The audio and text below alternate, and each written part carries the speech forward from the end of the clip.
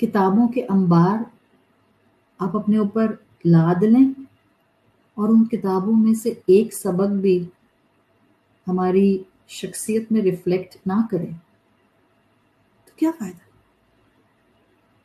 کتابوں کے انبار ہم اپنے اندر ریٹین کر لیں، میمورائز کر لیں، اور ان میں سے کوئی ریفلیکشن یا ان میں سے آدھی ریفلیکشن بھی ہماری شخصیت میں ریفلیکٹ نہ کریں. It's point to think for me, کیوں پڑھتی ہوں میں اتنی کتابیں؟ What's the point of this knowledge?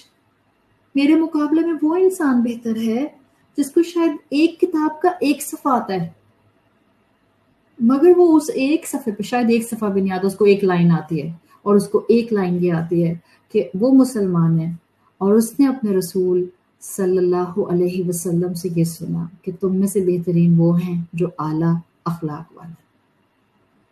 بس وہ بندہ 5 وقت کی نماز پڑھتا ہے اور اپنے اخلاق بہترین رکھتا ہے.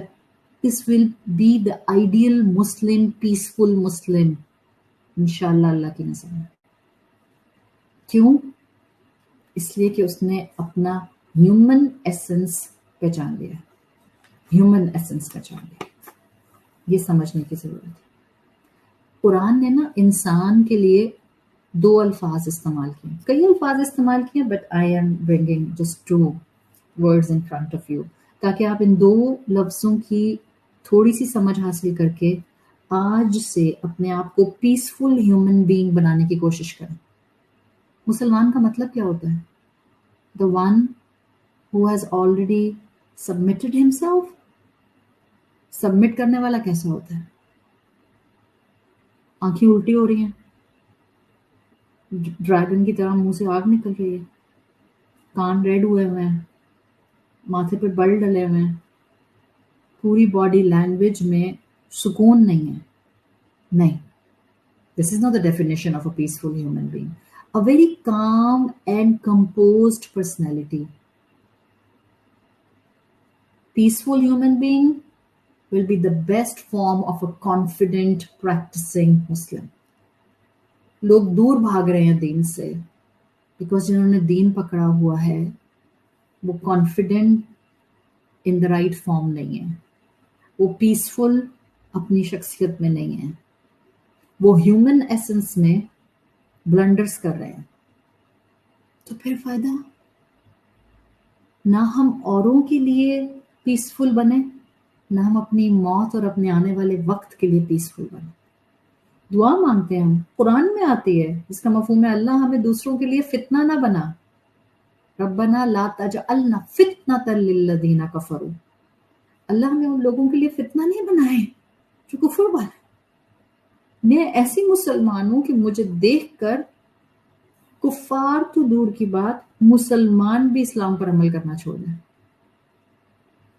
پہلے ہی شیطان نے مسلمانوں کو بری طرح ٹریپ کیا ہوا ہے. پہلے ہی شیطان نے اسلام کو کمپلیکیٹڈ بنا کر دکھایا ہوا ہے.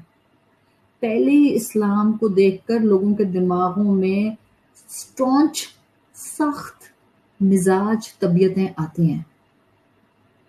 And now we are becoming the depiction of سخت مزاجی. آپ کے گھر والے آپ کے بارے میں جو گواہی دیں گے نا، that will be the pure گواہی on the day of judgment.